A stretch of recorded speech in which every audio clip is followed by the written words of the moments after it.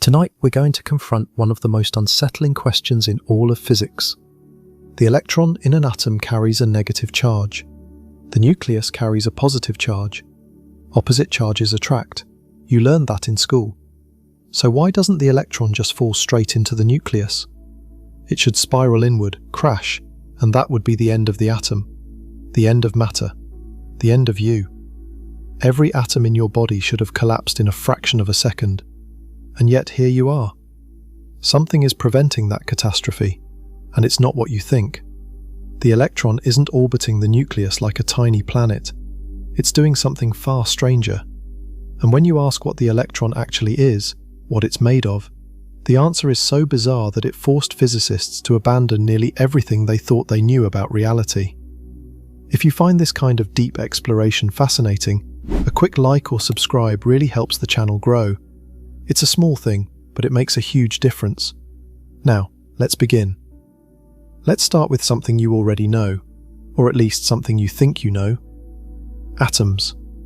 Everything around you is made of them.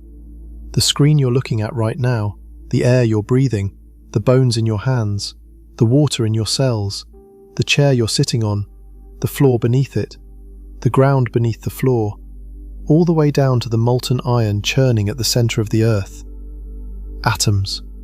Roughly 7 billion of them make up a single human body. They are the building blocks of matter, the basic units of chemistry, the alphabet from which every material substance in the known universe is written. And every single one of those atoms has the same basic structure. A nucleus at the center, dense and positively charged, surrounded by electrons, light and negatively charged. The nucleus contains protons and neutrons, tightly packed together in an incredibly small volume. The electrons exist somewhere outside the nucleus, much farther out. That much you probably already know. But here is what most people never stop to think about. The protons in the nucleus carry positive electric charge. The electrons carry negative electric charge. And one of the most fundamental laws in all of physics, a law that has never once been violated in any experiment ever conducted in the history of science, says that opposite charges attract each other. Positive pulls on negative, negative pulls on positive. The force between them is described by Coulomb's law, published by French physicist Charles-Augustin de Coulomb in 1785. The law says the electric force between two charged objects is proportional to the product of their charges divided by the square of the distance between them. The closer they get, the stronger the force becomes. Double the distance, and the force drops to 1/4. Halve the distance, and the force quadruples. Bring the charges very close together, and the force becomes enormous. So think about what this means for an atom. The electron is negatively charged. The nucleus is positively charged. The electron is separated from the nucleus by a very small distance, roughly 1/10 billionth of a meter. At this distance, the attractive electric force is immense compared to anything you encounter in daily life. If you could somehow feel the force pulling a single electron toward a single proton at atomic scales, scaled up to human experience, it would be staggering. This force is pulling the electron straight toward the nucleus, every moment, without pause, without exception. So why doesn't the electron just fall in? This isn't a trivial question. This isn't a minor curiosity. This is one of the most important questions in the history of physics. Because if the electron did fall into the nucleus, atoms would not exist. Chemistry would not exist. Molecules would not form. Solids, liquids, gases, none of them would be possible. Stars would not shine, planets would not form, life would not exist. You would not exist. The entire observable universe, all 93 billion light-years of it, with its 2 trillion galaxies and 200 billion trillion stars, all of it depends on the fact that electrons do not fall into nuclei. Everything hinges on this, and for a long time, physicists had no idea why it didn't happen. Let me take you back to the early 1900s, because that's when this problem became impossible to ignore. In 1897, the English physicist Joseph John Thomson discovered the electron.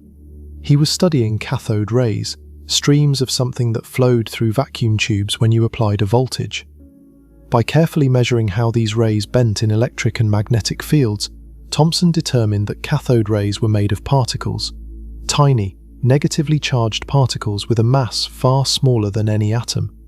He called them corpuscles at first, but the name electron, which had been proposed earlier by the Irish physicist George Johnston Stoney, eventually won out. Thomson's discovery was extraordinary. For centuries, scientists had debated whether atoms were truly indivisible, the smallest possible units of matter.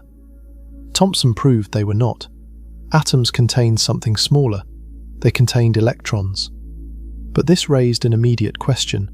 If atoms contain negatively charged electrons, they must also contain positive charge, because atoms are electrically neutral overall. The negative charge of the electrons must be balanced by an equal amount of positive charge somewhere. But where was the positive charge, and how was it arranged? Thomson proposed a model. He suggested the atom was a sphere of uniformly distributed positive charge, like a ball of positively charged pudding, with electrons embedded inside it, like raisins in a plum pudding.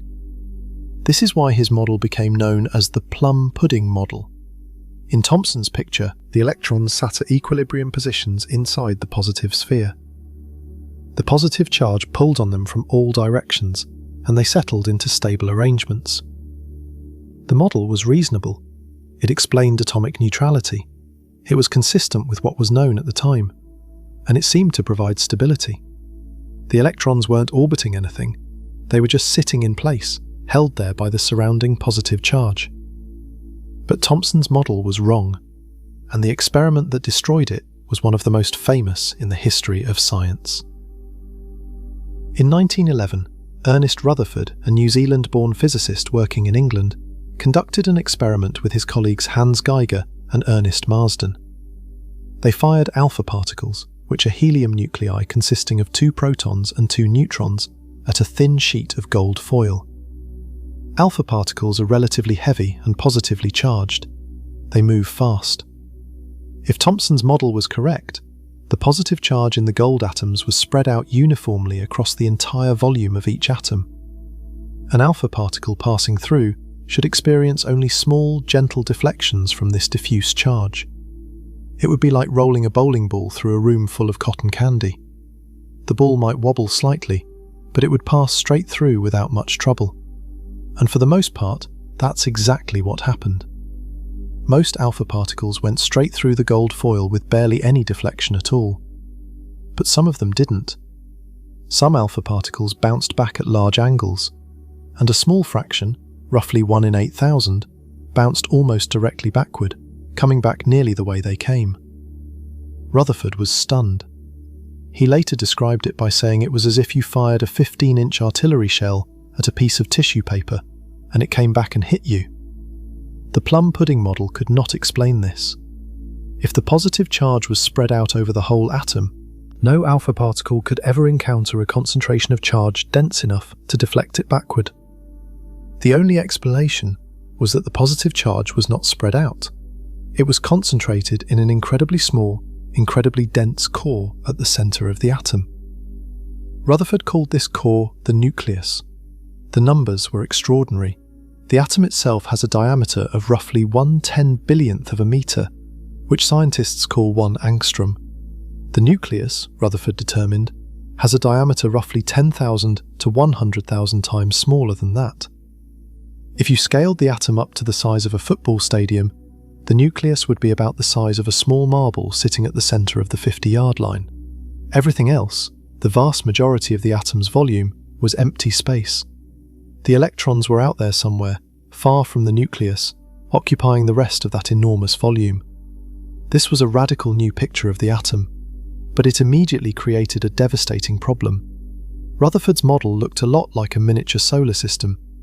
The nucleus at the centre, massive and positively charged, playing the role of the sun. The electrons orbiting around it, light and negatively charged, playing the role of planets. The electric force pulling them toward the nucleus, playing the role of gravity. It was a beautiful and intuitive picture. It felt natural, it felt right, and it was completely, fatally wrong. The problem was not with the idea of orbits in general. Planets orbit the Sun just fine. They've been doing it for 4.5 billion years and will continue for billions more. Gravity pulls them inward, their orbital velocity carries them sideways, and the result is a stable elliptical path. Planets don't spiral into the Sun. They maintain their orbits indefinitely, assuming nothing disturbs them. So why can't electrons do the same thing? The answer involves electromagnetism, specifically the work of the Scottish physicist James Clerk Maxwell. In the 1860s, Maxwell unified electricity and magnetism into a single framework, producing 4 equations that describe all electromagnetic phenomena. Maxwell's equations are among the greatest achievements in the history of physics. They describe how electric charges create electric fields, how moving charges create magnetic fields, how changing magnetic fields create electric fields, and how changing electric fields create magnetic fields. They also predict the existence of electromagnetic waves, self-propagating disturbances in the electric and magnetic fields that travel at the speed of light. Light itself is an electromagnetic wave, so are radio waves, microwaves, infrared, ultraviolet, X-rays, and gamma rays. All of them are solutions to Maxwell's equations. And Maxwell's equations make a very clear, very unambiguous prediction about charged particles that are accelerating. They radiate energy. Any charged particle that accelerates, meaning any charged particle that changes its speed or direction, must emit electromagnetic radiation. It's not optional. It's not something that only happens sometimes. It's a fundamental consequence of the theory. Accelerating charges radiate, period. Now think about what this means for Rutherford's atom. An electron orbiting the nucleus is constantly changing direction. Even if its speed stays the same, its direction of motion is constantly changing as it follows its curved path around the nucleus. A change in direction is acceleration.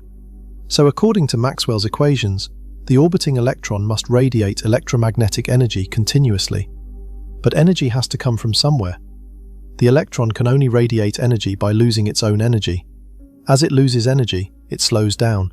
As it slows down, it drops into a lower orbit, closer to the nucleus. But in a lower orbit, the electric force is stronger because Coulomb's law says the force increases as the distance decreases. The stronger force means the electron orbits faster. It's accelerating more, so it radiates even more energy. It drops even lower. The force gets even stronger. It accelerates even more. It radiates even faster. The whole process is a runaway feedback loop, a death spiral that accelerates as it progresses. How long would this take? Classical physicists calculated the answer, and it was horrifying. For a hydrogen atom, the simplest atom, consisting of 1 proton and 1 electron, the electron would spiral into the nucleus in roughly 100 billionth of a second. That's a tenth of a billionth of a second. Essentially instantaneous. Essentially instantaneous. Every hydrogen atom in the universe should have collapsed in the first fraction of a second after it formed. And since more complex atoms have the same basic structure, nucleus plus electrons, the same logic applies to all atoms. All matter should be unstable. All atoms should collapse almost immediately after formation. Nothing solid should exist. No molecules, no chemistry, no stars, no planets, no life. And yet, here you are, made of atoms, stable atoms, atoms that have existed for billions of years. This was the crisis facing physics in the early 20th century. The 2 most successful theories in all of physics, Newtonian mechanics and Maxwellian electrodynamics, when combined, predicted that atoms could not exist. Not that they were unlikely, not that they were unstable over long time periods. They predicted that atoms were impossible, that matter itself was impossible. The theory said atoms should collapse in a billionth of a second, and yet atoms obviously existed and had existed for billions of years. The discrepancy between theory and observation was not a small numerical error.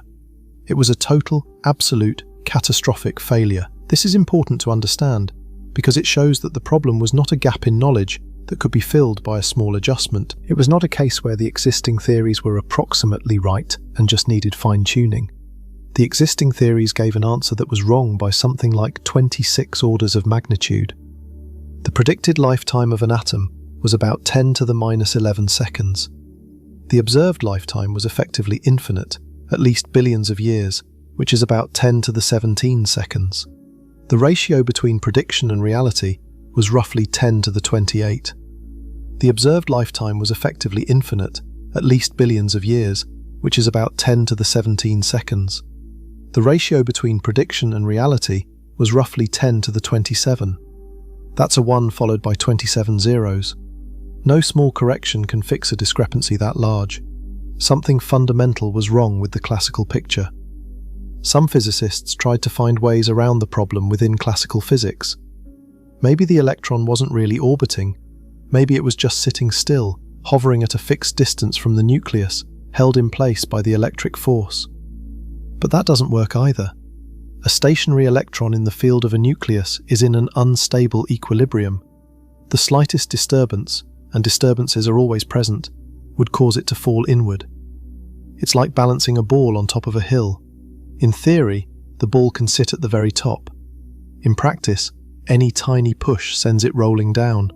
And even if you could somehow keep the electron perfectly still at a fixed distance, that would create other problems.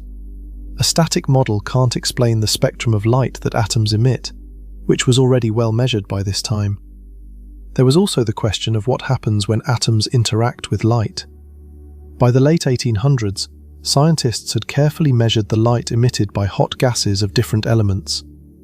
When you heat hydrogen gas until it glows, it doesn't emit white light. It emits light at very specific colors, very specific wavelengths. Each element has its own unique pattern of spectral lines, like a fingerprint. Hydrogen emits a red line, a blue-green line, a violet line, and several others in the ultraviolet. These wavelengths had been measured with extraordinary precision. In 1885, a Swiss mathematician named Johann Jakob Balmer found a simple mathematical formula that predicted the wavelengths of hydrogen's visible spectral lines. The formula was empirical. He found it by trial and error, not by deriving it from any physical theory, but it worked perfectly. Every visible spectral line of hydrogen matched Balmer's formula. Later, the Swedish physicist Johannes Rydberg generalized the formula to include ultraviolet and infrared lines as well. The Rydberg formula expressed the wavelengths of all hydrogen spectral lines in terms of two whole numbers, just integers. The wavelength of each spectral line corresponded to a specific pair of integers, and no other wavelengths were emitted. This was deeply mysterious. Why whole numbers? Why discrete wavelengths instead of a continuous spectrum? If the electron could orbit at any distance and gradually spiral inward, it should emit radiation at all wavelengths, not just specific ones. The discrete spectrum of hydrogen was another clue that something fundamental was missing from the classical picture.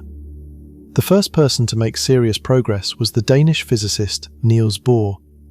In 1913, just 2 years after Rutherford discovered the nucleus, Bohr proposed a new model of the atom. Bohr kept Rutherford's basic picture, a nucleus at the center with electrons orbiting around it, but he added a radical new rule. He postulated that electrons could only orbit the nucleus at certain specific distances, not any distance. Only particular discrete orbits were allowed. He called these allowed orbits stationary states. An electron in a stationary state, despite orbiting and therefore accelerating, did not radiate energy. This directly contradicted Maxwell's equations, and Bohr knew it.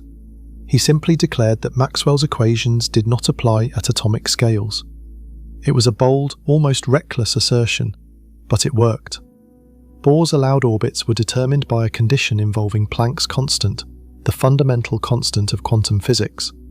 Max Planck had introduced this constant in 1900 while solving the black body radiation problem, and Einstein had used it in 1905 to explain the photoelectric effect. Bohr required that the angular momentum of the electron in its orbit be a whole number multiple of Planck's constant divided by 2 pi. The lowest orbit corresponded to a value of 1, the next to 2, then 3, and so on. Only these orbits were allowed, nothing in between. This immediately explained the hydrogen spectrum. When an electron jumped from a higher orbit to a lower one, it emitted a photon whose energy equaled the energy difference between the two orbits. Since only specific orbits were allowed, only specific energy differences existed, and therefore only specific wavelengths of light were emitted. Bohr calculated the predicted wavelengths, and they matched Balmer's formula and the Rydberg formula exactly. The agreement was spectacular. Bohr's model predicted hydrogen's spectral lines with extraordinary precision, and it did so by deriving them from a physical theory rather than guessing an empirical formula. But here is the crucial point for our question. In Bohr's model, the lowest allowed orbit, the ground state, had a specific, finite radius. This radius is now called the Bohr radius, and it's about 5.3 times 10 to the minus 11 meters, or roughly half an angstrom. The electron could not orbit any closer to the nucleus than this. There was no orbit below the ground state. The electron couldn't spiral inward because there was nowhere to spiral to. The lowest energy state had a definite, non-zero distance from the nucleus. The electron couldn't fall into the nucleus because the rules simply didn't allow an orbit closer than the Bohr radius. Bohr's model was a triumph in some ways and deeply unsatisfying in others. It got the right answers for hydrogen, the spectral line predictions were accurate, the atomic stability problem was solved, at least in a practical sense, but the model was held together by postulates that had no deeper justification. Why couldn't the electron orbit at any distance? Why only these specific orbits? Why did Maxwell's equations, which worked flawlessly for everything else, suddenly not apply inside atoms? Bohr had no answers. He couldn't explain why his rules worked. He just knew they did. And the model had limitations. It worked beautifully for hydrogen, which has only one electron, but for helium, which has 2 electrons, and for all heavier elements, Bohr's model gave increasingly inaccurate predictions. The model couldn't explain why some spectral lines were brighter than others. It couldn't explain the fine structure of spectral lines, the fact that when you looked very closely, some lines that appeared single were actually closely spaced pairs or triplets. It couldn't explain how atoms bonded together to form molecules. The model was a stepping stone, not a destination. What Bohr had done was recognize that something was quantized, that nature at atomic scales operated in discrete steps rather than continuous gradations. But the full explanation, the real reason why electrons don't fall into nuclei, required a much deeper revolution. A revolution that would abandon the very idea of an electron as a tiny particle following a definite path around the nucleus. A revolution that would replace the comforting, intuitive picture of an atomic solar system with something far stranger, far more abstract, and far more powerful. That revolution was quantum mechanics, and it emerged over the following decade through the work of physicists including Werner Heisenberg, Erwin Schrödinger, Max Born, Paul Dirac, Wolfgang Pauli, and others. What they discovered would overturn nearly every classical intuition about how nature works at the smallest scales. The electron doesn't orbit the nucleus. It doesn't follow a path. It doesn't have a trajectory. It doesn't exist at a definite location until you measure it. And the reason it can't fall into the nucleus isn't because some mysterious force holds it back. It's because the very concept of falling into the nucleus doesn't make sense in the framework of quantum mechanics. The rules of the game are completely different from what anyone expected. But to understand that, to really understand why the electron behaves the way it does and what it means for atomic stability, we need to enter the world of quantum mechanics properly. We need to talk about waves, probabilities, and a principle of uncertainty that sets an absolute limit on what nature allows. Because the answer to why the electron doesn't fall into the nucleus turns out to be the same answer to a much deeper question. What is matter, really, at the most fundamental level? And the answer to that question is unlike anything the classical world could have predicted. The revolution began not with atoms, but with light. And understanding how light forced physicists to rethink reality is essential to understanding why electrons behave the way they do inside atoms. Because the same strange logic that applies to light also applies to matter. And once you see that connection, the reason electrons don't collapse into the nucleus becomes not just understandable, but almost inevitable. By the late 1800s, the nature of light seemed settled. Light was a wave. This had been established through decades of careful experimentation. Thomas Young's double-slit experiment in 1803 had shown that light produces interference patterns, bright and dark bands that appear when two light waves overlap. Where the peaks of two waves align, they reinforce each other, creating bright bands. Where a peak meets a trough, they cancel, creating dark bands. Only waves do this. Particles don't produce interference patterns. If you throw baseballs through two slits in a wall, you get two piles on the other side, not an interference pattern. Light produced interference, therefore, light was a wave. Maxwell's equations confirmed this beautifully. They predicted electromagnetic waves travelling at a specific speed, and that speed matched the measured speed of light exactly. Light was an electromagnetic wave, case closed. Except it wasn't. In 1900, Max Planck was trying to solve a problem called the ultraviolet catastrophe.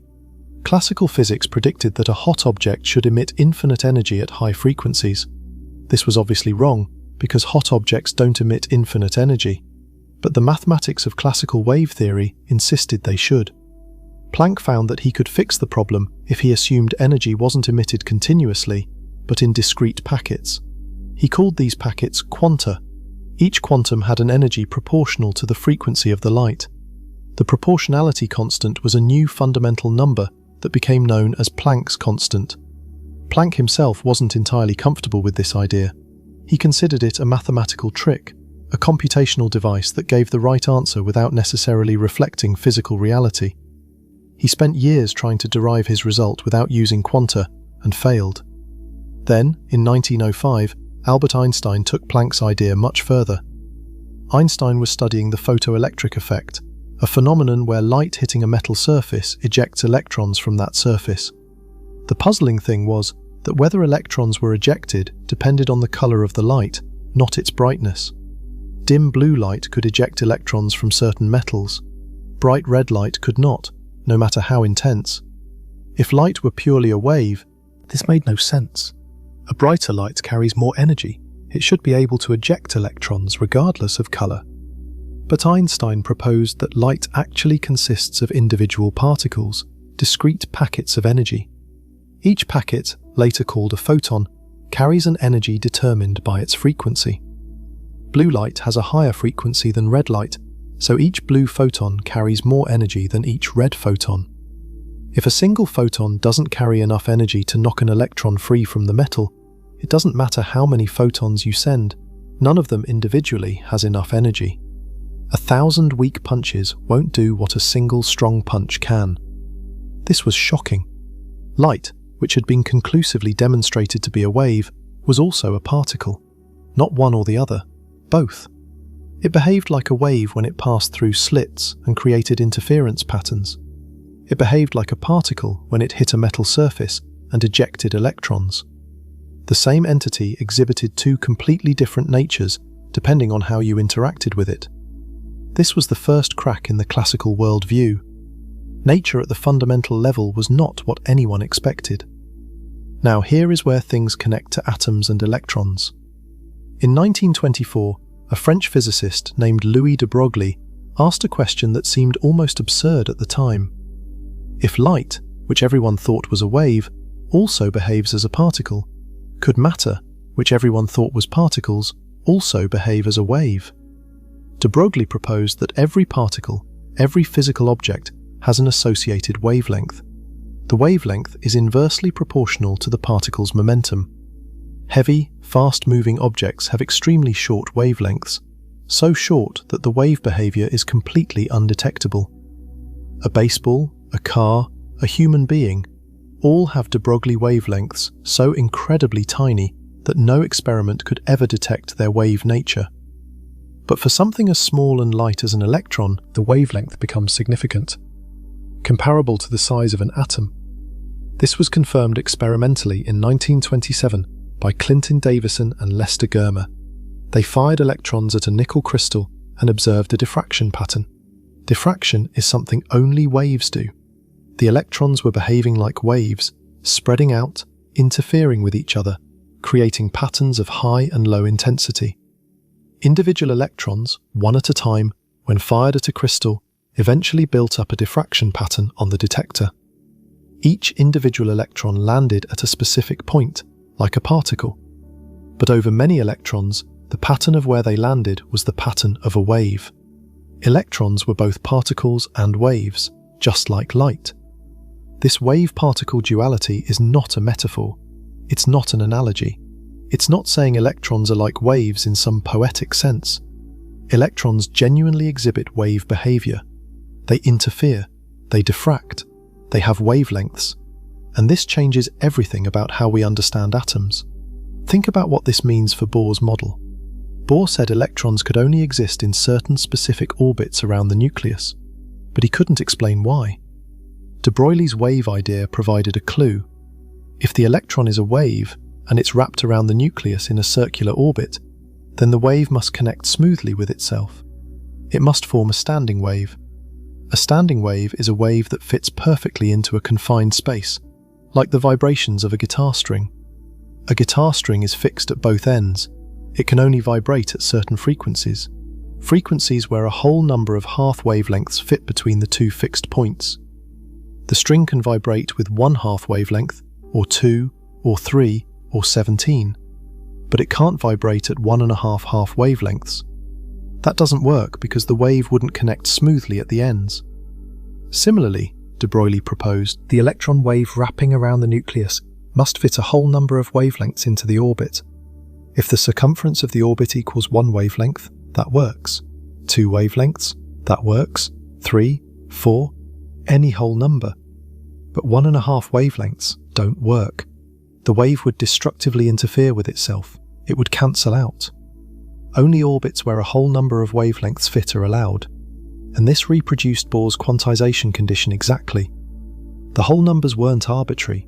They reflected the wave nature of the electron. But de Broglie's picture was still essentially classical in one important sense.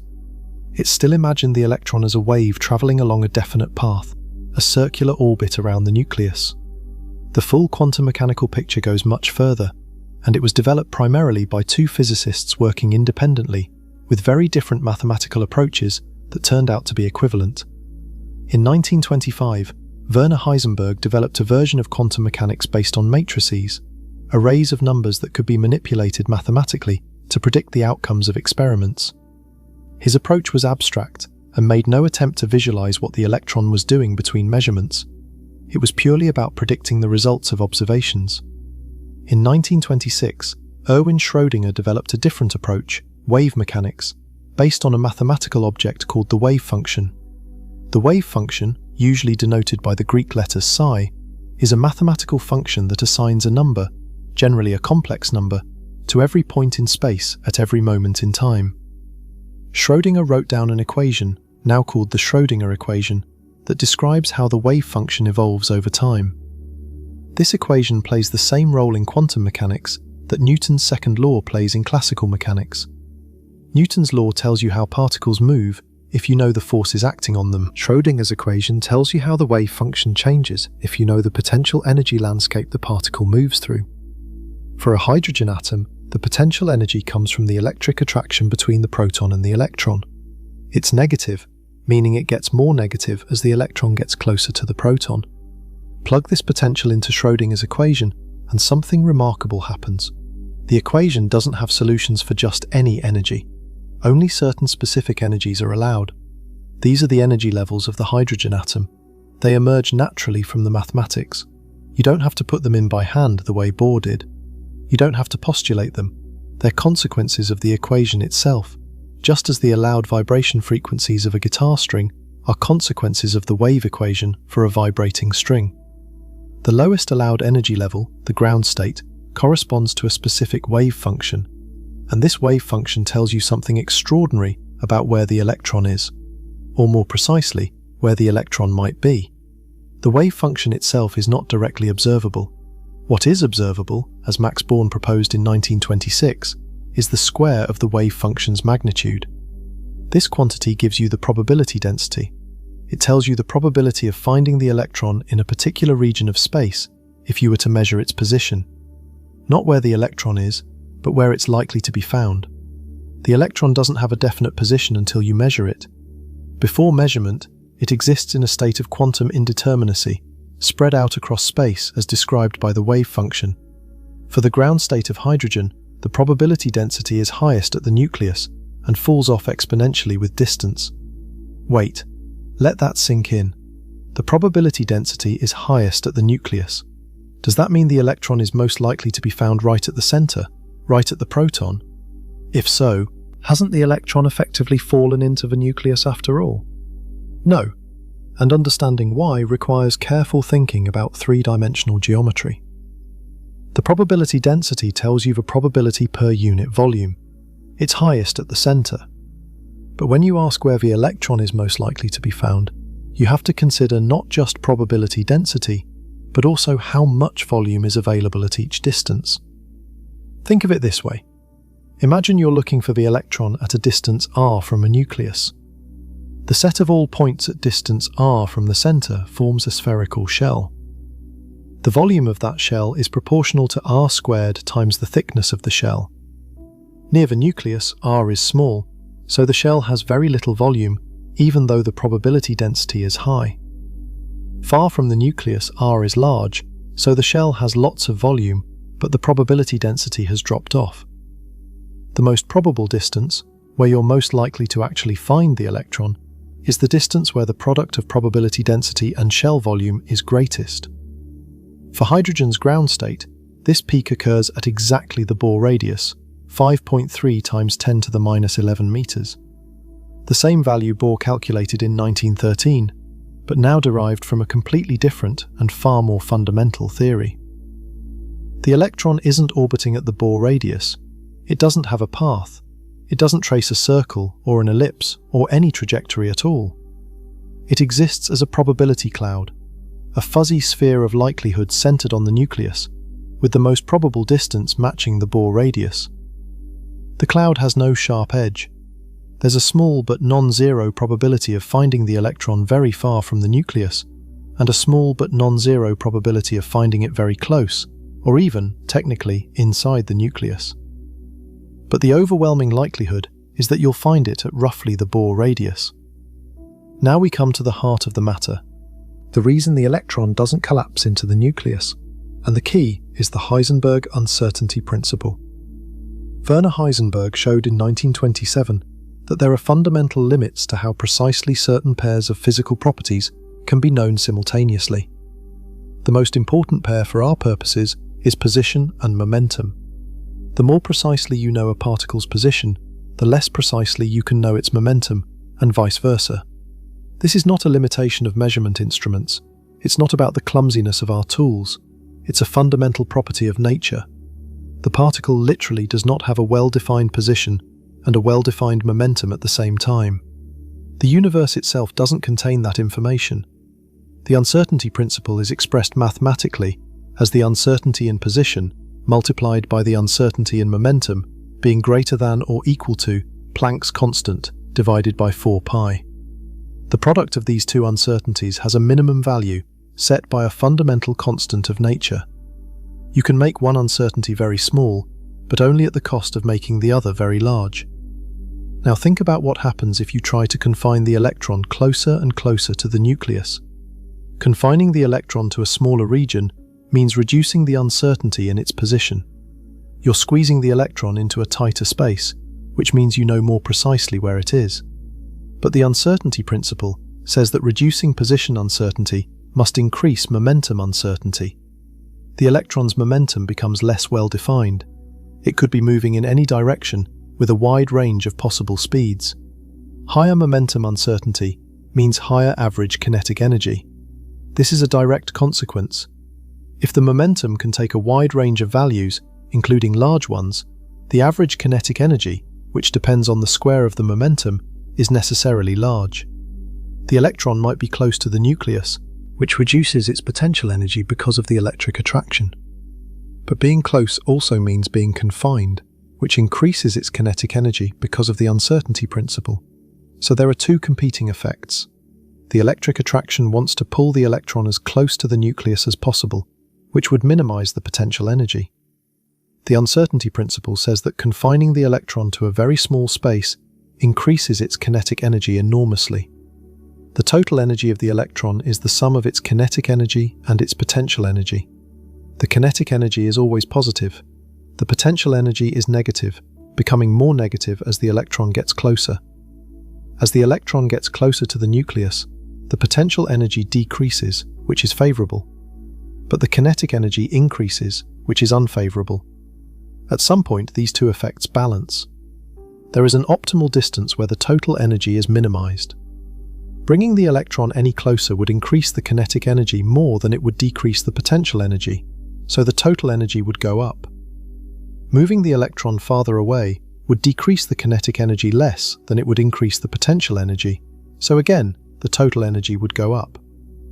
The minimum energy state, the ground state, occurs at this balance point. This is the ground state of the atom. It's not a state where the electron is motionless.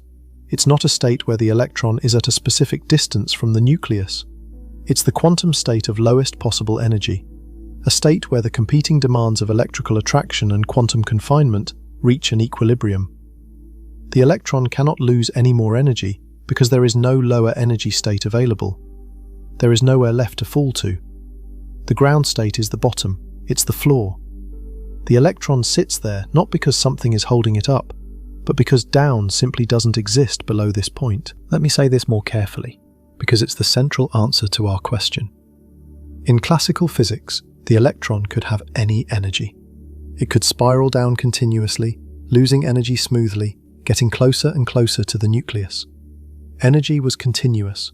Any value was allowed. In quantum mechanics, energy is quantized. Only specific energy values are permitted. These are the eigenvalues of the Schrödinger equation, the specific energies for which the equation has well-behaved solutions. The lowest eigenvalue is the ground state energy. It's negative, meaning the electron is bound to the nucleus. But it's not infinitely negative. It's a finite, specific value, roughly minus 13.6 electron volts for hydrogen. For the electron to get closer to the nucleus than the ground state allows, it would need to transition to a lower energy state. But there is no lower energy state. The ground state is the bottom of the ladder. There is no rung below it. The electron literally cannot fall any further because the laws of quantum mechanics don't permit a state with lower energy in which it could exist. It's not that some force is pushing the electron back outward. It's that the concept of being closer doesn't correspond to any allowed quantum state. The electron is already in the lowest possible state. There is nothing below it. This is profoundly different from classical stability. In the solar system, planets are stable because they happen to have the right velocity to maintain their orbits. If you slowed a planet down, it would spiral inward. If you sped it up, it would spiral outward. The stability is contingent, depending on conditions. In quantum mechanics, atomic stability is absolute. The ground state exists because of the mathematical structure of the Schrödinger equation combined with the uncertainty principle.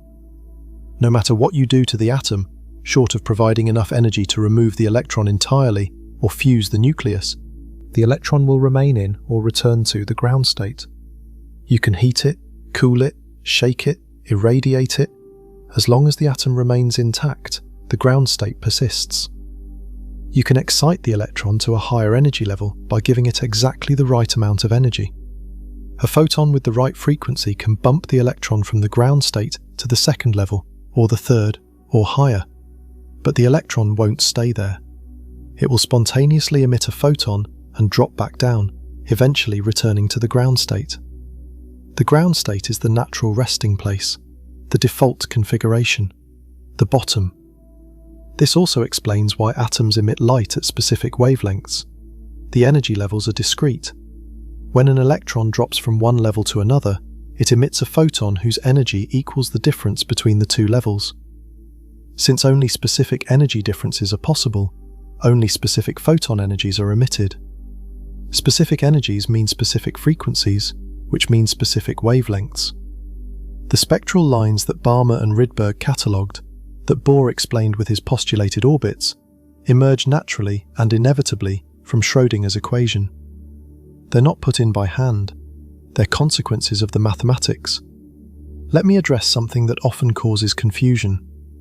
When people hear that the electron is described by a wave function, a probability cloud, they sometimes imagine that the electron is really a tiny particle somewhere inside that cloud, and we just don't know exactly where. This is a natural thing to think, but it's wrong. The electron is not a tiny ball hiding somewhere in the cloud. The cloud is the electron. The wave function is the complete description of the electron's state. There is no additional information about where the electron really is. Before measurement, the electron genuinely doesn't have a definite position. It's not that we're ignorant of its position, it's that position as a concept simply isn't well defined for the electron, until a measurement forces it to take a definite value. This is one of the most counterintuitive aspects of quantum mechanics. We are used to objects having definite properties, whether we look at them or not. A ball is somewhere even when no one is watching. But quantum mechanics says this isn't true for electrons, photons, and all other quantum objects. Their properties are indeterminate until measured. The act of measurement doesn't reveal a pre-existing value, it creates the value. Before you measure the electron's position, the electron doesn't have a position. It has a wave function that gives probabilities for various positions. Measurement collapses the wave function to a specific value. Einstein famously objected to this interpretation. He felt that quantum mechanics must be incomplete, that there must be hidden variables, additional information we don't yet know, that would restore determinism and give particles definite properties at all times. He expressed this discomfort with his famous remark about whether the moon exists when no one is looking at it. But decades of experiments, culminating in the Bell test experiments beginning in the early 1970s and continuing to the present day, have shown conclusively that no hidden variable theory can reproduce all the predictions of quantum mechanics while maintaining certain reasonable assumptions about locality. Quantum indeterminacy appears to be genuine. It's not a gap in our knowledge, it's a feature of reality. This matters for atomic stability because it means the electron's behavior in an atom is fundamentally different from anything in classical physics. The electron is not a tiny ball orbiting the nucleus that somehow avoids falling in.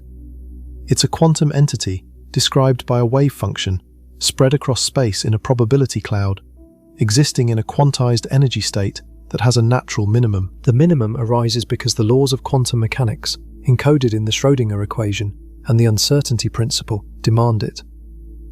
There's another way to see why the ground state must have non-zero energy and non-zero spatial extent. Consider what would happen if the electron were right at the nucleus with zero spatial extent. The position uncertainty would be essentially zero because you'd know exactly where the electron is, right at the center.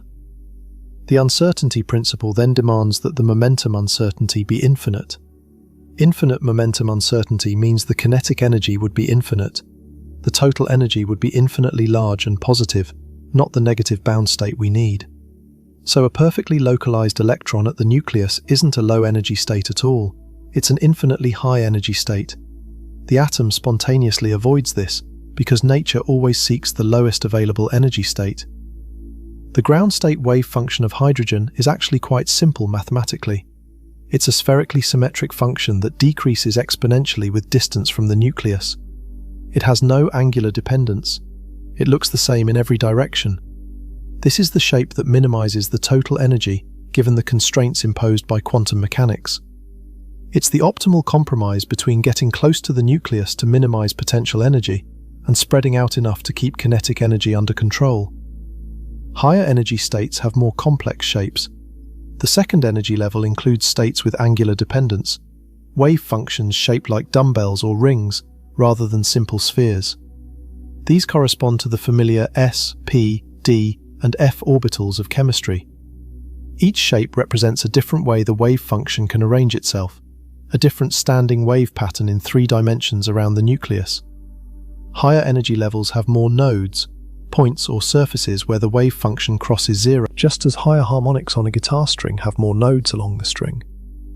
The quantum numbers that label these states, the principal quantum number, the angular momentum quantum number, the magnetic quantum number, these are not arbitrary labels. They emerge from the mathematics of the Schrödinger equation applied to the Coulomb potential of the nucleus. They specify the energy, the shape, and the orientation of each allowed state. They tell you how many nodes the wave function has, how it behaves under rotation, how it responds to external magnetic fields. The entire structure of the periodic table, all of chemistry, all of molecular biology, all of material science, emerges from these quantum numbers and the wave functions they describe. Bohr was right that something was quantized, but what he didn't understand was the reason. The quantization doesn't come from a rule imposed on orbits. It comes from the wave nature of matter, combined with boundary conditions. Just as a violin string can only vibrate at frequencies where standing waves fit between the two fixed ends, the electron wave function in an atom can only take forms that are well behaved everywhere in space, finite at the nucleus and falling to zero at infinity. Only certain energies permit such solutions. The quantization is as natural and inevitable as the notes of a musical instrument. It's a consequence of waves in a confined system, and the ground state, the lowest note, the fundamental frequency, has a non-zero energy and a non-zero spatial extent. The electron doesn't fall into the nucleus because the laws of quantum mechanics don't allow a state with lower energy than the ground state. The atom is stable not because of some force pushing the electron outward, not because of some balance of orbital motion and electrical attraction in the classical sense, but because the quantum structure of reality has a flaw. There is a lowest state. The electron is already in it, and there is simply nowhere further down to go. This is one of the most beautiful and profound results in all of science. The stability of every atom in the universe, the reason matter exists, the reason chemistry works, the reason you are here, all of it traces back to the wave nature of matter and the uncertainty principle. These quantum mechanical effects, discovered barely a century ago, are responsible for the existence of everything you have ever seen, touched, or experienced. Without them, atoms would collapse in a billionth of a second, and the universe would be nothing but radiation and bare nuclei.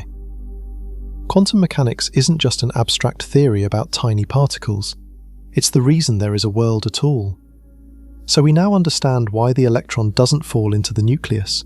Quantum mechanics forbids it. The wave nature of matter, the uncertainty principle, the quantized energy levels of the Schrödinger equation, all of these conspire to create a ground state with finite energy and finite spatial extent. The electron can't fall any further because there's no quantum state below the ground state. The floor exists, and the electron is already standing on it. But we've been talking about what the electron does without really addressing what the electron is. We've described its behavior inside atoms. We've talked about wave functions and probability clouds and energy levels. But none of that tells us what this thing actually is at the most fundamental level. What is an electron made of? Does it have parts? Does it have a size? Does it have a shape? Is it a tiny ball of something? A knot in some fabric? A vibration in some field? Or is it something so unlike anything in ordinary experience that these questions don't even have meaningful answers? These are not philosophical questions. They're physics questions. And physics has answers, though the answers are strange. Let's start with what we know from experiment. The electron has three intrinsic properties that define it. It has a mass of about 9.11 times 10 to the minus 31 kilograms. That's extraordinarily small. A single grain of sand contains roughly 50 billion trillion electrons. Each one has this tiny mass. The electron also has an electric charge of minus 1.6 times 10 to the minus 19 coulombs. This is the fundamental unit of electric charge. Every electric charge ever measured in nature is a whole number multiple of this value. Protons have exactly the same magnitude of charge, but positive. Nobody knows why the electron and proton charges are exactly equal in magnitude. It's one of the unexplained features of the Standard Model. And the electron has a property called spin, with a value of 1/2 in units of Planck's constant divided by 2 pi. Now, spin is one of those things that sounds familiar, but is deeply misleading. When physicists say the electron has spin, it's natural to imagine it's rotating, spinning on its axis like a tiny top, or like the Earth spinning once every 24 hours. But that's not what spin means in quantum mechanics. Spin is an intrinsic angular momentum that has no classical analogue. The electron isn't actually rotating. Nothing inside the electron is moving in circles. Spin is a purely quantum mechanical property that particles simply have, the same way they have mass and charge. It doesn't correspond to any physical rotation. Here's one way to see why spin can't be ordinary rotation. The electron, as far as any experiment has ever determined, has no measurable size. It's a point particle. If it were spinning, the surface, if it had a surface, would need to be moving. But for a point particle, there is no surface. There's no extent to rotate. Even if you gave the electron a tiny hypothetical radius, you could calculate how fast its surface would need to spin to produce the observed angular momentum. The answer comes out faster than the speed of light, often many times faster. That's physically impossible. Nothing can move faster than light. So the electron's spin is definitely not the result of physical rotation. It's something else entirely, a quantum property with no classical counterpart, built into the fabric of reality at the most fundamental level. Spin has measurable consequences though. When you place an electron in a magnetic field, it behaves as though it were a tiny magnet. It has a magnetic moment. This magnetic moment interacts with external magnetic fields, causing energy level splitting, which is observed in experiments. This was first seen in the Stern-Gerlach experiment of 1922, before the concept of spin was even fully understood. Otto Stern and Walther Gerlach sent a beam of silver atoms through an inhomogeneous magnetic field and found the beam split into two distinct components, not a continuous smearing, but two sharp lines. This implied the magnetic moment, and therefore the angular momentum, could only take two discrete values. For an electron, those two values correspond to spin up and spin down, two options, nothing in between. Quantized, like everything else at this scale. So the electron has mass, charge, and spin. These are its defining properties, but what is it made of? Here's the answer from modern physics, and it might be frustrating at first. As far as we know, the electron isn't made of anything. It has no internal structure, no components, no parts. It's not built from smaller pieces the way a proton is built from quarks, or a nucleus is built from protons and neutrons, or an atom is built from a nucleus and electrons. The electron is fundamental. It's one of the basic building blocks that don't break down into anything simpler. But saying the electron has no internal structure isn't a guess or an assumption. It's a conclusion based on extensive experimental evidence, and understanding the evidence requires talking about how physicists probe the structure of very small things. The basic method is scattering. You take a beam of particles, accelerate them to high energy, and slam them into the object you want to study. Then you look at how the beam particles bounce off, scatter, and from the pattern of scattering, you deduce the structure of the target. This is essentially what Rutherford did with alpha particles and gold foil. The scattering pattern told him the atom's positive charge was concentrated in a tiny nucleus, rather than spread throughout the atomic volume. The same technique was applied to the proton, starting in the late 1960s at the Stanford Linear Accelerator Center, known as SLAC. Physicists fired high-energy electrons at protons and measured how the electrons scattered. If the proton were a featureless point, the scattering pattern would follow a specific mathematical form. If the proton had internal structure, if it contained smaller objects inside it, the pattern would deviate from the point particle prediction in specific, calculable ways. The experiments, led by Jerome Friedman, Henry Kendall, and Richard Taylor, found dramatic deviations. The electrons were bouncing off hard, point-like objects inside the proton. The scattering pattern was exactly what you'd expect if the proton contained three small, nearly point-like constituents. These constituents were initially called partons, a name coined by Richard Feynman. They were later identified as quarks, the particles theorized independently by Murray Gell-Mann and George Zweig in 1964.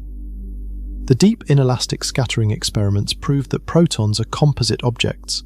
They have internal structure. They're made of smaller things. Now here's the critical point. The same type of experiment has been performed on the electron itself. Physicists have collided electrons with other electrons, with positrons, with photons, at the highest energies available at particle accelerators around the world.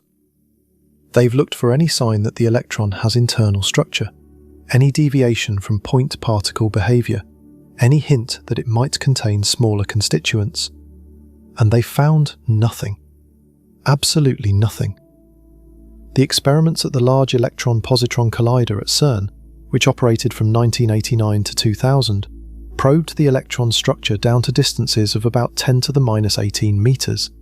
That's a billionth of a meter, 1,000 times smaller than a proton. And at that scale, the electron still behaves like a perfect point particle. No structure, no subcomponents, no hint of anything inside. More recent experiments at other facilities have pushed even further, and the conclusion remains the same.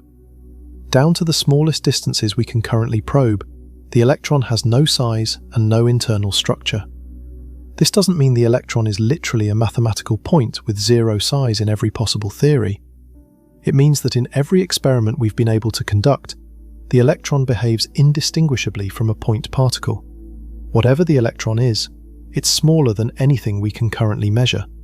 And in the standard model of particle physics, the theoretical framework that describes all known particles and forces, the electron is treated as a fundamental, elementary, structureless point particle. It's not made of anything else. It is itself the fundamental thing. This puts the electron in a special category. Protons have structure. They're made of 2 up quarks and 1 down quark bound together by gluons, the carriers of the strong nuclear force. Neutrons similarly contain 1 up quark and 2 down quarks plus gluons. Atoms have structure. Molecules have structure. But electrons, as far as we can tell, do not.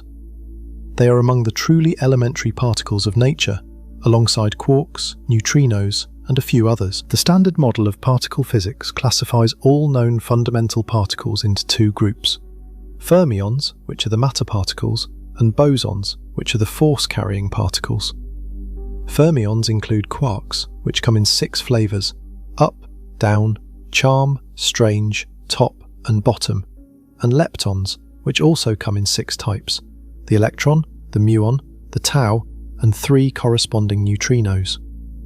The electron is the lightest charged lepton. The muon is essentially a heavier copy of the electron, about 207 times more massive, but otherwise identical in its interactions.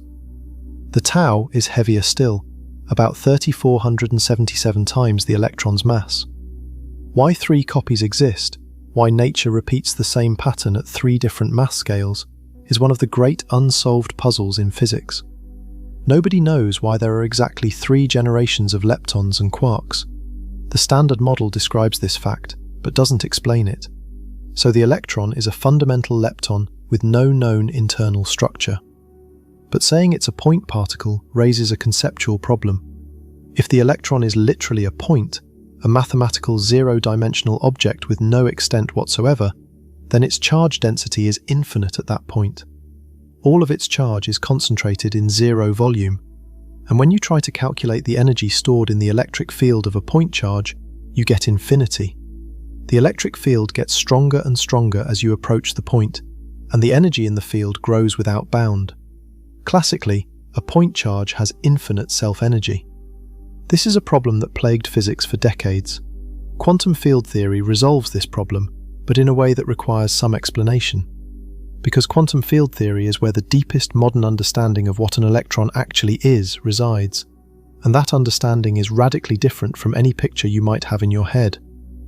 In quantum field theory, the fundamental entities are not particles, they are fields. A field is a physical quantity that has a value at every point in space and every moment in time. You're already familiar with some fields from classical physics. The temperature at every point in a room is a field. The air pressure at every point in the atmosphere is a field. The electric and magnetic fields that Maxwell described are fields. In quantum field theory, there is a field for every type of fundamental particle. There is an electron field that permeates all of space-time.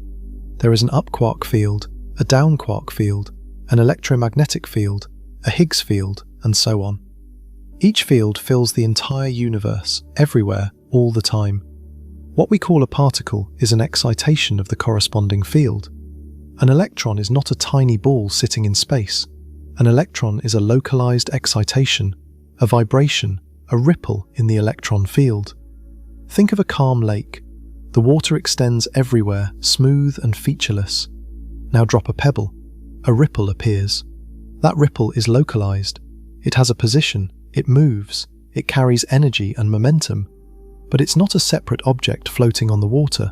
It is the water. It's a disturbance in the water, an excitation of the underlying medium. The electron is like that ripple, except the medium isn't water.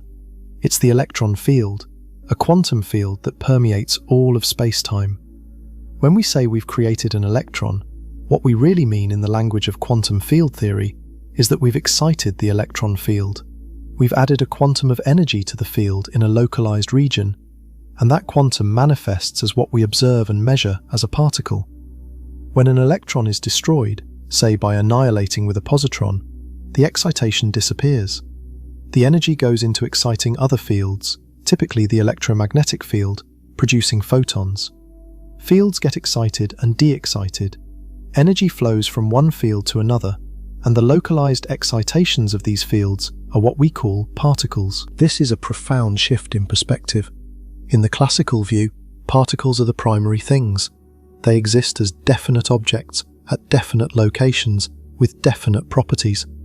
Fields are secondary, generated by particles. Electric fields are created by charges. Gravitational fields are created by masses. The particles come first, and the fields are consequences.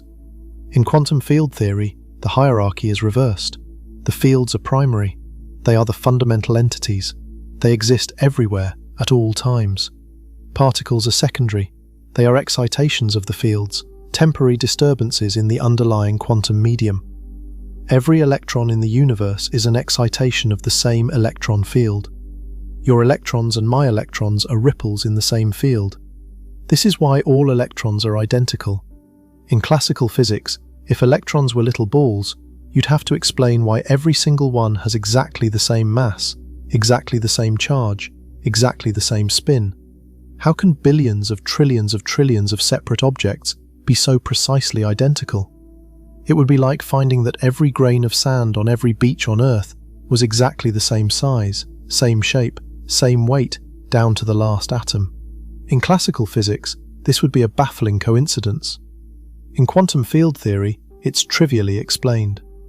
All electrons are identical because they're all excitations of the same field. They have the same properties because the field has those properties. Asking why all electrons have the same charge is like asking why all ripples in a lake are made of water. They're excitations of the same underlying entity. Of course they're identical. The quantum field theoretic picture also provides a deeper understanding of what happens when we say the electron has no internal structure. A truly composite particle, one made of smaller parts, would be an excitation of multiple fields bound together. A proton is an excitation involving the up quark field, the down quark field, and the gluon field, all interacting with each other in a complicated bound state. The internal structure of the proton reflects the fact that it's a composite excitation involving several different fields. The electron, by contrast, appears to be a simple excitation of a single field, the electron field. There's no evidence that it involves multiple fields or multiple excitations bound together. It's as simple as an excitation can be. One field, one quantum, one particle. Now there's a subtlety here that's important. When we say the electron is a point particle, we mean that the electron field's excitation, when probed at high energies, behaves as though it has no spatial extent. But quantum field theory also tells us that the electron is never truly alone. The electron interacts with other fields, most importantly, the electromagnetic field. And these interactions change how the electron appears at different scales. Consider a bare electron, a hypothetical electron with no interactions. This bare electron would have some intrinsic mass and charge. But real electrons interact with the electromagnetic field, and this interaction changes everything. The electron constantly emits and reabsorbs virtual photons. These photons, in turn, can briefly create virtual electron-positron pairs from the vacuum. Those pairs can emit and absorb their own virtual photons. The result is a seething cloud of virtual activity surrounding every electron at all times. I should be careful about what virtual particles means here. Virtual particles are not particles in the ordinary sense. They're not things you could detect with a particle detector. They're mathematical terms that appear in the perturbative calculations of quantum field theory, representing quantum fluctuations in the fields. When physicists draw Feynman diagrams showing an electron emitting and reabsorbing a virtual photon, they're not depicting a literal sequence of events you could observe. They're representing a term in a mathematical expansion, a contribution to the probability amplitude for some process. The virtual particles are a computational tool, a way of organizing the mathematics of quantum field theory into manageable pieces. But the effects of these quantum fluctuations are real and measurable. One of the most dramatic effects is on the electron's magnetic moment. Remember, the electron behaves like a tiny magnet due to its spin. The strength of this magnetic moment is characterized by a quantity called the G factor. In simple quantum mechanics, Dirac's equation predicts the electron's G factor should be exactly 2.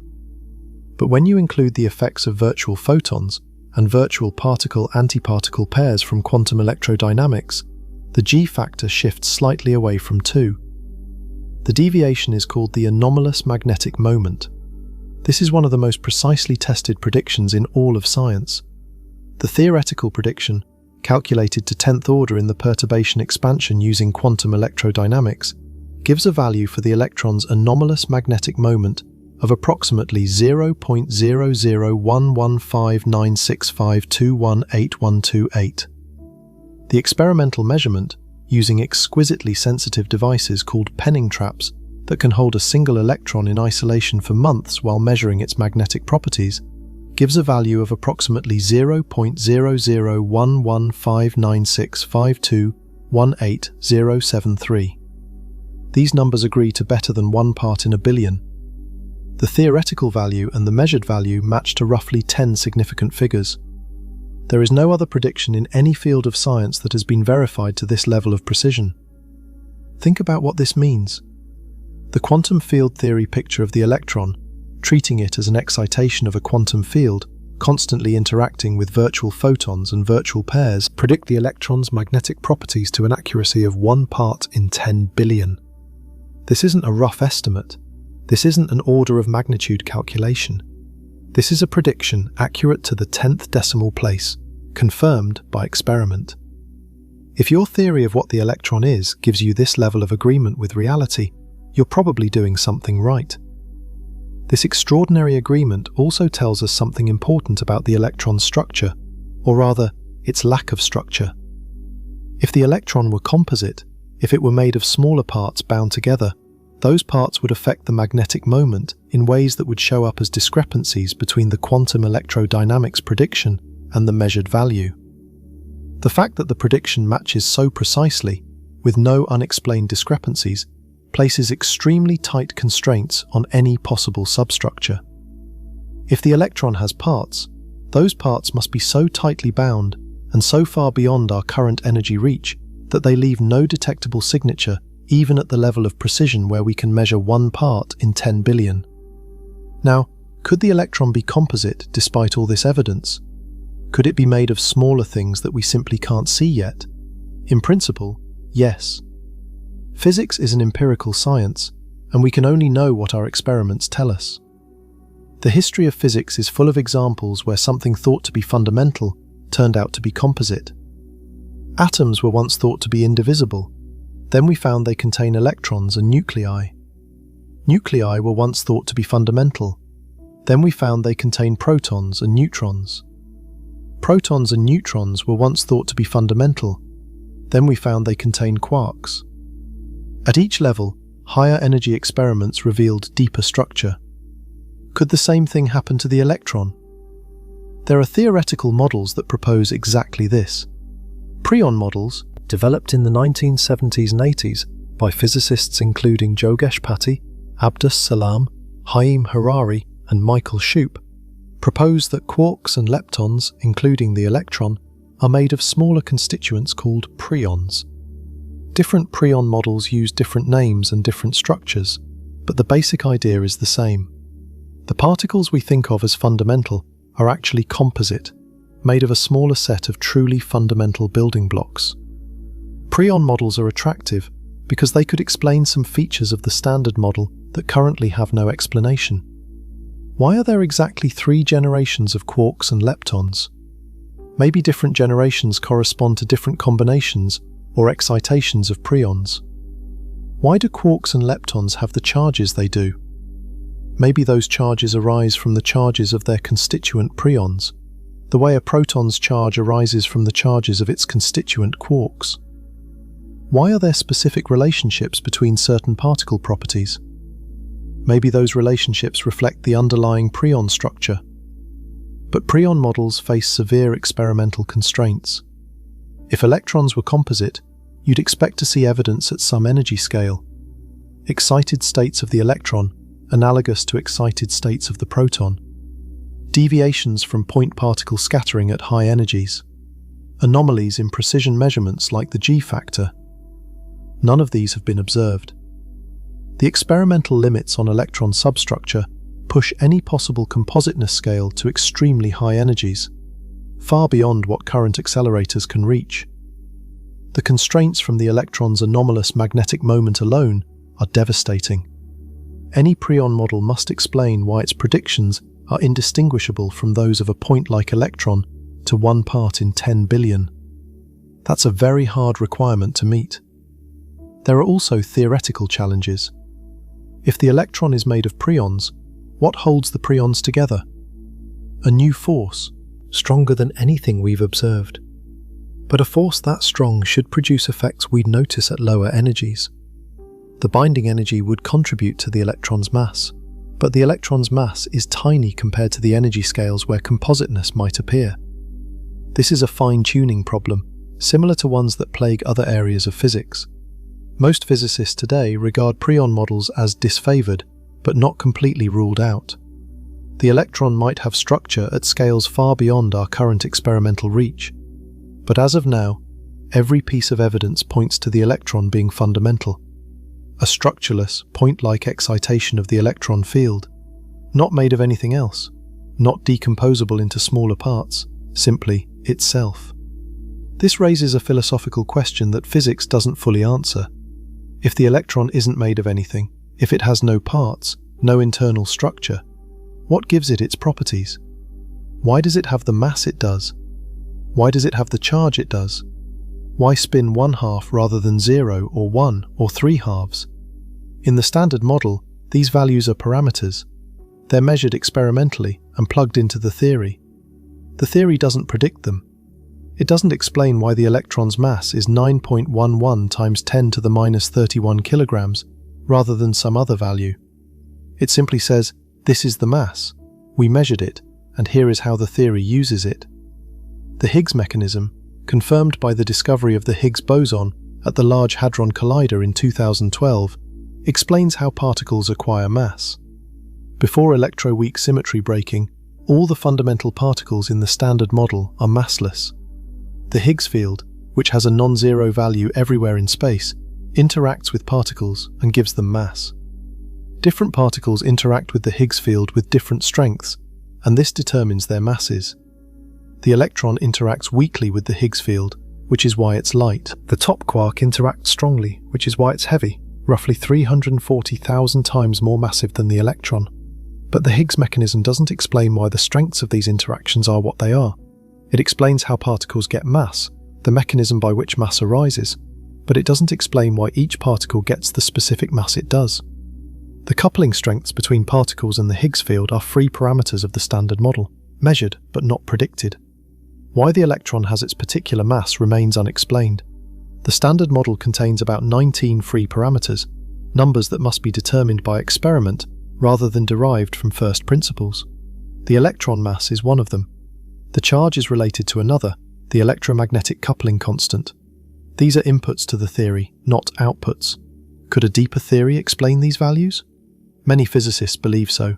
String theory, for example, might in principle predict particle masses and charges from the geometry of extra dimensions. If the extra dimensions have a specific shape, a specific topology and size, the vibrations of strings in that geometry would correspond to specific particles with specific properties. The electron's mass might be determined by the geometry of space-time at scales far smaller than we can currently probe. But we don't know which geometry is the right one, and the number of possibilities is enormously large, perhaps 10 to the 500 or more. Without knowing the geometry, we can't make predictions. This is one of the major open problems in theoretical physics. So what is an electron actually made of? The honest answer from modern physics is this. The electron is a fundamental excitation of the electron field, a quantum field that pervades all of space-time. It has mass, electric charge and spin, but no known internal structure, no components, no parts. It is not made of anything smaller as far as any experiment has ever been able to determine. Its properties are described with extraordinary precision by quantum electrodynamics, but the ultimate origin of those properties, why the electron has the mass and charge it does, remains one of the deepest open questions in physics. The electron is elementary.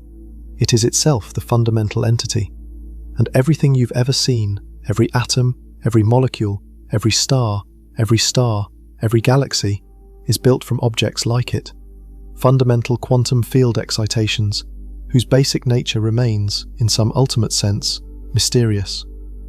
We've now arrived at a picture of the electron that's radically different from anything you might have imagined before starting this journey. The electron is not a tiny ball, it's not a speck of charged matter, it's a fundamental excitation of a quantum field, a ripple in an invisible medium that fills the entire universe. It has no known internal structure, it has no known size, and the reason it doesn't fall into the nucleus has nothing to do with speed, or orbits, or centrifugal force. It has to do with the quantum structure of reality itself, the fact that energy levels are quantized, and the ground state has a floor that cannot be crossed. But there's still more to the story, because the electron, even though it's fundamental, even though it appears to be structureless, is far more complicated than it first seems. The reason has to do with the quantum vacuum and the way the electron interacts with the fields around it.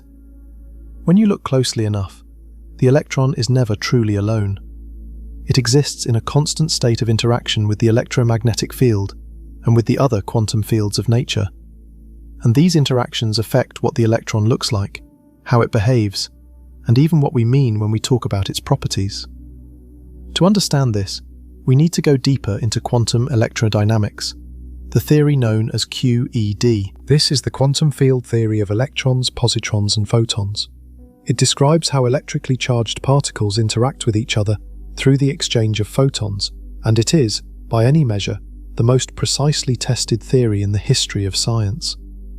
We touched on its predictions for the electron's magnetic moment a moment ago, but QED contains much more than that single prediction.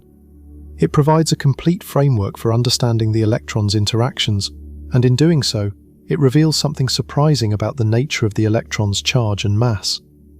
In classical electromagnetism, the electron has a definite charge of -1.6 times 10 to the -19 coulombs. That's a fixed number. It doesn't change. It doesn't depend on how you look at the electron or from what distance you observe it. But in QED, things are different. The charge you measure depends on the energy scale at which you probe the electron, and the reason for this is a phenomenon called vacuum polarization. Here is what happens. The electron sits in the quantum vacuum, but the quantum vacuum is not empty. It's the lowest energy state of all the quantum fields, and that state is not nothingness. It's a seething sea of quantum fluctuations. The electromagnetic field fluctuates, the electron field fluctuates, all the fields fluctuate, constantly, everywhere, all the time. These fluctuations are a direct consequence of the uncertainty principle applied to quantum fields. Just as you can't simultaneously know the exact position and momentum of a particle, you can't simultaneously know the exact value of a field and its rate of change at every point. The fields must fluctuate. One consequence of these fluctuations is that the vacuum around the electron is not passive. The electron's electric field affects the vacuum, and the vacuum responds. The electron's electric field can temporarily create virtual electron-positron pairs from the quantum fluctuations. A virtual positron, being positively charged, is attracted toward the real electron. A virtual electron, being negatively charged, is repelled away. So the virtual pairs become polarized, oriented with their positive ends toward the real electron and their negative ends away. This is vacuum polarization. The vacuum around the electron becomes a dielectric medium, a screen of virtual charge that partially cancels the real electron's charge. If you probe the electron from far away, at low energies, you see a charge that's partially screened by this cloud of virtual pairs. The effective charge is smaller than the bare charge. This screened charge is what we measure in everyday experiments. It's the familiar value of 1.6 times 10 to the -19 coulombs. But if you probe the electron at very high energies, which means very short distances, you penetrate deeper into the virtual cloud. You get closer to the bare electron, and you see a larger effective charge because less screening is between you and the real charge. This means the electron's charge runs with energy scale. At low energies, the charge is smaller. At high energies, the charge is larger. The electromagnetic coupling constant, which measures the strength of the electromagnetic force, increases as you go to higher energies. This is a prediction of QED, and it has been confirmed experimentally. Measurements at different energies show exactly the running predicted by the theory. This running of the coupling constant has profound implications. It means that what we call the charge of the electron isn't a single fixed number. It's a function of the energy scale at which you measure it. The charge we quote in textbooks, the familiar value, is the low energy limit, the value measured at the energy scales of everyday life. At higher energies, the charge is different. The electron's properties aren't static. They depend on how closely you look. Something similar happens with the electron's mass. In QED, the electron interacts with the electromagnetic field, emitting and reabsorbing virtual photons. These interactions contribute to the electron's energy, and since energy and mass are equivalent through Einstein's equation, they contribute to the electron's mass. The bare mass of the electron, its mass in the hypothetical absence of all interactions, is different from the observed mass. The observed mass includes contributions from the electromagnetic self-energy, the energy stored in the electron's interaction with its own field. In classical electromagnetism, calculating the self-energy of a point charge gives infinity. The energy stored in the electric field diverges as you approach the charge. In QED, the same infinity appears in the quantum calculations. When you compute the electron's self-energy using Feynman diagrams, you get integrals that diverge. The answer is infinity, which is obviously wrong because the electron has a finite, measured mass. This is where renormalization enters the story. Renormalization is a mathematical procedure developed in the late 1940s by Richard Feynman, Julian Schwinger, Sin Itiro Tomonaga, and Freeman Dyson. The basic idea is this. The infinities that appear in QED calculations are always of a specific form.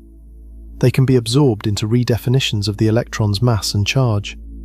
Instead of using the bare mass and bare charge in your equations, you replace them with the observed physical mass and charge.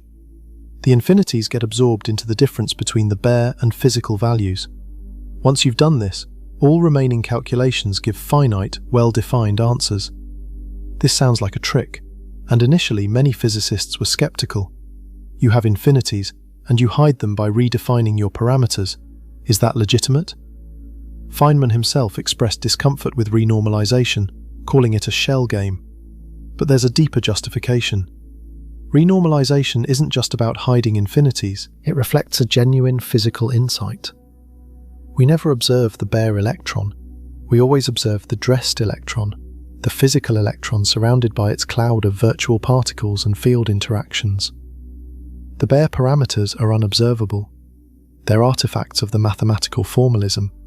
The physical renormalized parameters are what we actually measure, and the theory, expressed in terms of physical parameters, gives finite predictions that agree with experiment to extraordinary precision. The success of renormalization in QED is not just qualitative, it's quantitative. After renormalization, QED predictions match experiments to roughly 10 significant figures in the case of the electron's anomalous magnetic moment. This level of agreement is unmatched anywhere else in science. It tells us that QED, despite the infinities that appear in intermediate steps of calculation, correctly captures the physics of electrons and photons at the deepest level we can currently test. But renormalization also teaches us something about the nature of physical quantities. The mass and charge of the electron aren't intrinsic, bare properties of some naked point particle. They're effective quantities that emerge from the interaction of the bare excitation with the quantum vacuum. The electron you observe in an experiment isn't a bare electron. It's a bare electron plus a cloud of virtual photons, plus virtual electron-positron pairs, plus virtual muon-antimuon pairs, plus virtual quark-antiquark pairs, plus contributions from every other charged field in nature. The observed mass and charge include all of these contributions. They're collective properties of the electron plus vacuum system, not properties of an isolated point. This gives the electron a kind of structure, even though it's a fundamental particle. Not structure in the sense of being made of smaller parts, but structure in the sense of having a complex interaction with the vacuum that affects its apparent properties at different scales. At very large distances, you see the fully dressed electron with its screened charge. At shorter distances, you see through more of the screening and perceive a stronger charge. At different energy scales, the effective mass shifts slightly as different virtual processes become important. The electron is fundamental, but it's dressed in a coat of virtual interactions that changes depending on how closely you look. This connects to a broader principle in modern physics called the renormalization group, developed by Kenneth Wilson in the 1970s. Wilson showed that the behavior of physical systems at different scales is connected by a mathematical framework that describes how effective parameters change as you zoom in or out. At each scale, you can describe the physics using effective parameters appropriate for that scale. As you zoom in, the parameters change, flowing according to specific equations. The renormalization group isn't specific to QED. It applies to all of physics, from condensed matter systems to particle physics. It provides a unified way of thinking about how physics at different scales connects, how the large emerges from the small, and how the properties we measure at one scale relate to the more fundamental physics at smaller scales. Wilson's work earned him the Nobel Prize in 1982, and it transformed how physicists think about quantum field theory. Before Wilson, renormalization was a procedure, a recipe for removing infinities. After Wilson, renormalization was understood as a deep principle about the scale dependence of physical descriptions. Every theory is an effective theory, valid at some range of scales. At smaller scales, new physics might appear. The Standard Model itself is probably an effective theory, a description that works brilliantly at the energy scales we can currently probe, but might break down at much higher energies, when new particles, new forces, or new principles take over. This brings us to one of the most intriguing aspects of the running coupling constants. In the Standard Model, there are three fundamental forces described by quantum field theories: the electromagnetic force, the weak nuclear force, and the strong nuclear force. Each has its own coupling constant, measuring its strength, and each coupling constant runs with energy scale. The electromagnetic coupling gets stronger at higher energies. The strong force coupling gets weaker at higher energies, a property called asymptotic freedom, discovered by David Gross, David Politzer, and Frank Wilczek in 1973, which won them the Nobel Prize. The weak force coupling has its own behavior. What's remarkable is that when you extrapolate the three coupling constants to very high energies, they appear to converge. They nearly meet at a single point, at an energy scale of roughly 10 to the 15 to 10 to the 16 giga-electron volts, which corresponds to a distance scale of roughly 10 to the minus 31 to 10 to the minus 32 meters. This is many orders of magnitude beyond what any current or foreseeable accelerator can reach. But the approximate convergence of the coupling constants is tantalizing. It suggests that at very high energies, all three forces might unify into a single force, described by a single coupling constant. This is the idea behind grand unified theories. Grand unified theories propose that the electromagnetic, weak, and strong forces are all different aspects of a single unified force that existed in the very early universe when energies were extremely high. As the universe cooled after the Big Bang, symmetry breaking occurred, and the single force split into the three separate forces we observe today. In a grand unified theory, the electron and the quarks would be related. They'd be different states of the same underlying field, connected by symmetry transformations. The fact that the electron's charge is exactly equal in magnitude to the proton's charge, which is otherwise a complete mystery in the Standard Model, would be explained by the unifying symmetry. Grand unified theories make predictions. The most dramatic is proton decay. If quarks and leptons are unified, then there should be processes that transform quarks into leptons, meaning protons could decay. The predicted lifetime is extremely long, roughly 10 to the 34 years or more, far longer than the age of the universe. But if you watch enough protons for long enough, you should occasionally see one decay. Experiments like Super Kamiokande in Japan have been watching enormous tanks of ultra-pure water for decades, looking for proton decay. So far, none has been observed, which rules out certain grand unified models and constrains others. But more sophisticated versions of grand unification remain viable. Even grand unified theories leave questions unanswered. Why do 3 generations exist? Why does the electron have its particular mass? Why is gravity so much weaker than the other forces? These questions push us toward even more ambitious theoretical frameworks. String theory, loop quantum gravity, and other approaches to quantum gravity attempt to address some of these issues, but none has yet produced testable predictions that can be verified with current technology.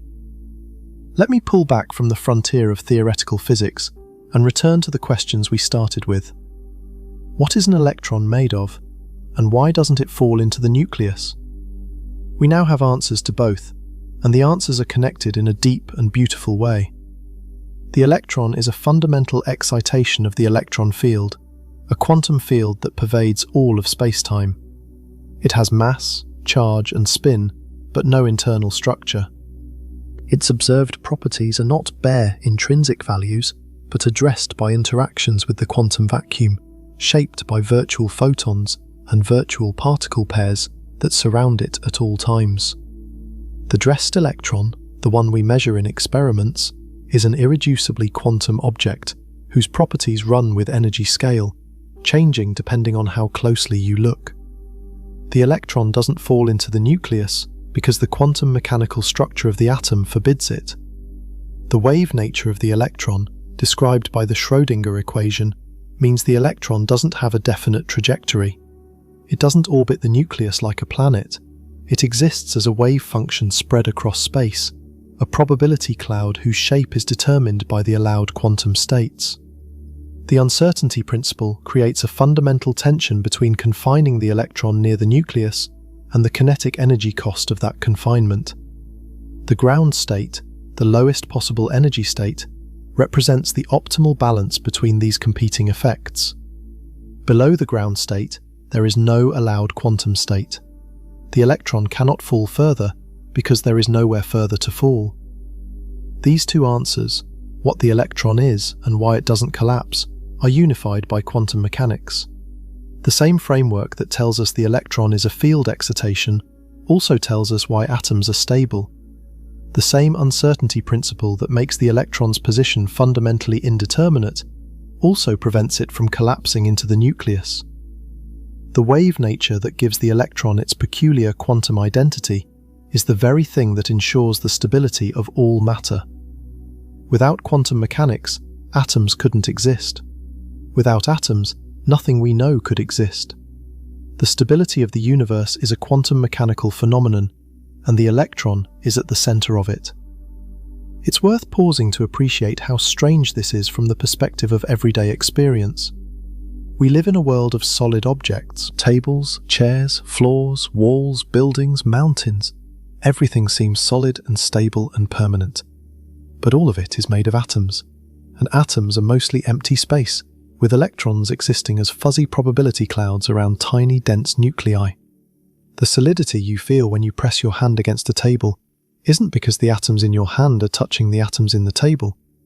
It's because the electron clouds of those atoms repel each other through a combination of electromagnetic repulsion and a quantum mechanical effect called the Pauli exclusion principle. The Pauli exclusion principle, formulated by Wolfgang Pauli in 1925, states that no two fermions can occupy the same quantum state simultaneously. Electrons are fermions. This means no two electrons in the same atom can have exactly the same set of quantum numbers. This is why the periodic table has the structure it does. Electrons fill energy levels sequentially because each state can hold only a limited number of electrons. The exclusion principle also explains why matter has the volume it does. When you push atoms together, their electron clouds start to overlap. But the exclusion principle prevents the electrons from all piling into the same lowest energy state. Some electrons must occupy higher energy states, which require more space, This creates a pressure, called degeneracy pressure or Pauli repulsion, that resists further compression. This is not an electromagnetic force.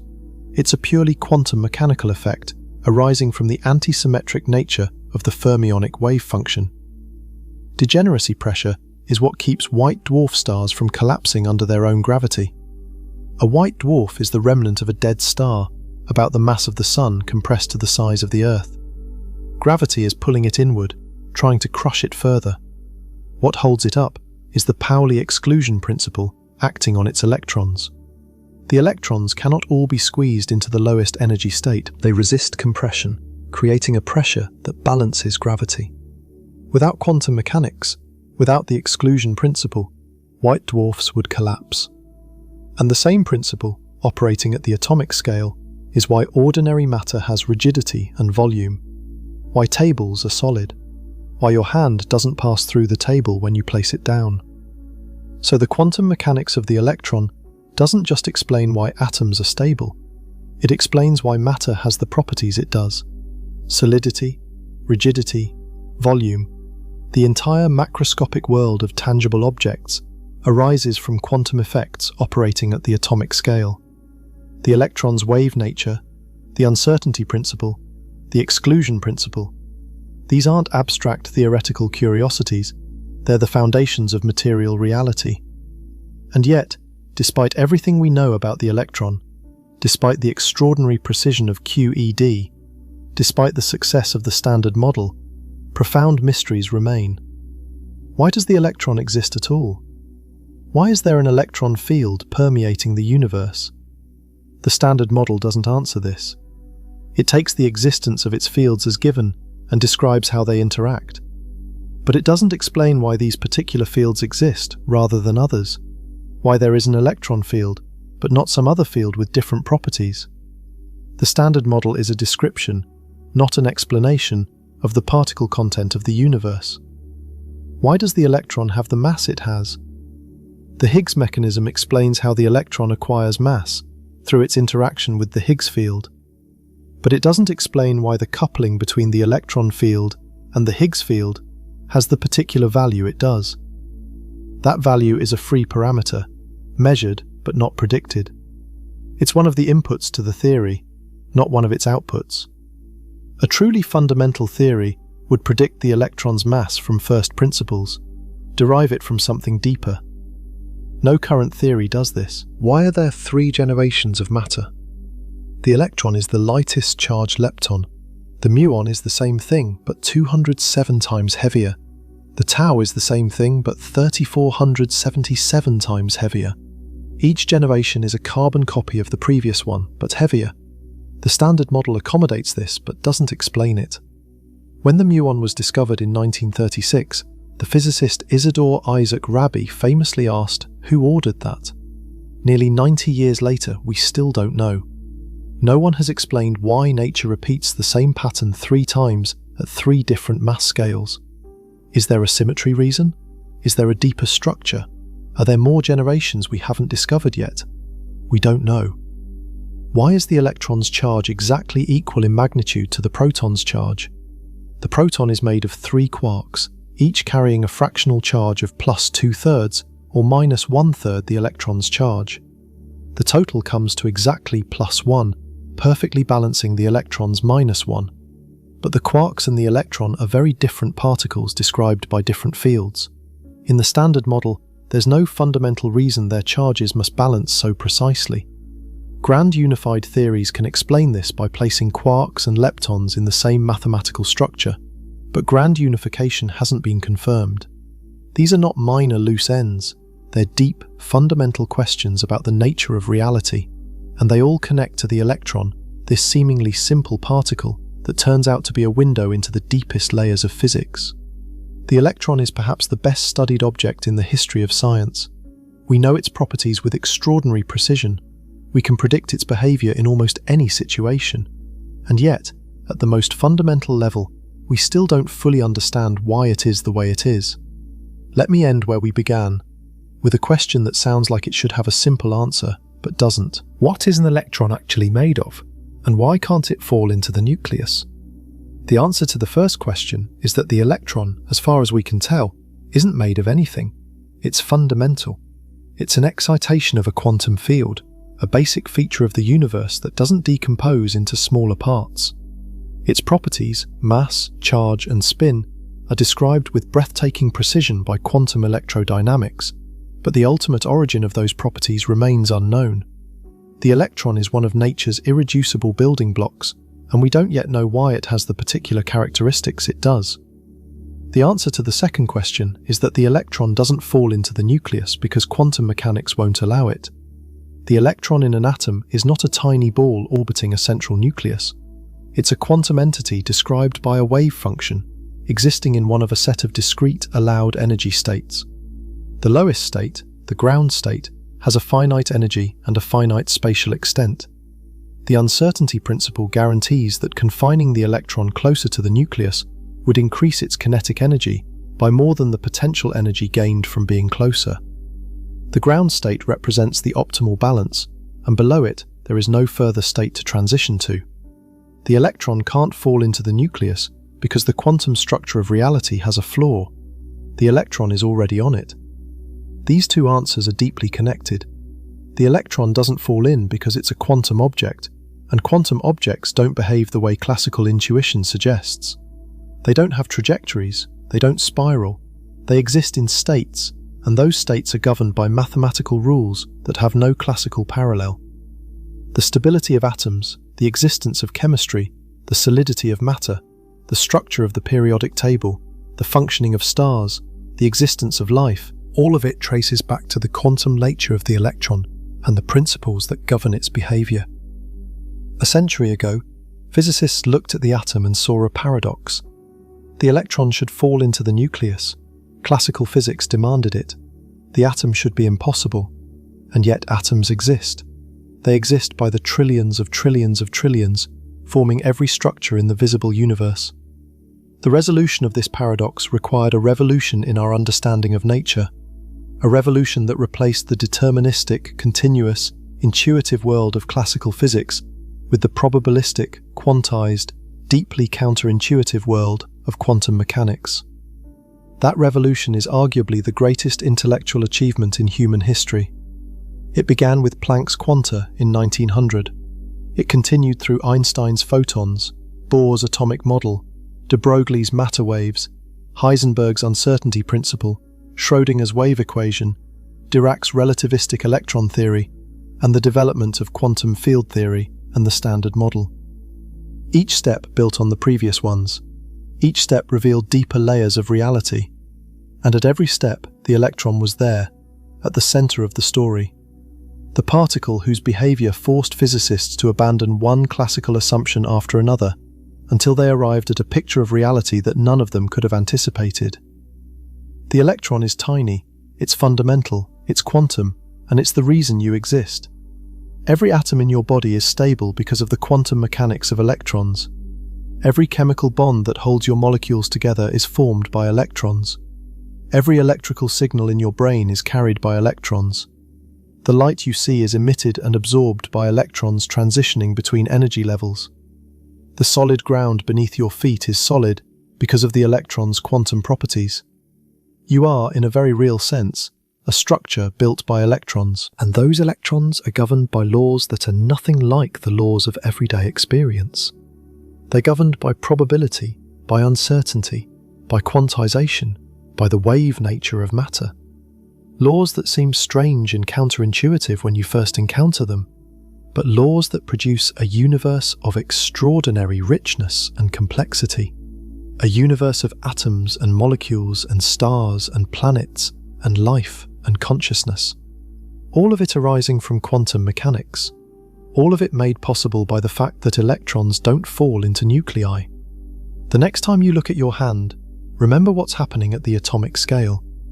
Trillions upon trillions of electrons, each one a quantum excitation of a field that fills the entire universe, each one existing as a probability cloud around a tiny nucleus, each one occupying a specific quantum state determined by the Schrödinger equation and the Pauli exclusion principle. Not orbiting, not spinning, not following any path you could draw on paper, just existing, in the peculiar, irreducible way that quantum objects exist, holding your atoms together, giving your matter its structure, making you possible. That is what an electron is, and that is why it doesn't fall into the nucleus. The answer isn't simple, but it's beautiful, and it reveals something profound about the universe we live in. Beneath the familiar world of solid objects and predictable motion lies a deeper reality, governed by principles that challenge every intuition we have about how things should work. A reality where particles are waves, where certainty gives way to probability, where the act of measurement shapes what is measured, and where the stability of everything we know rests on quantum mechanical rules that nature follows with absolute, unyielding precision.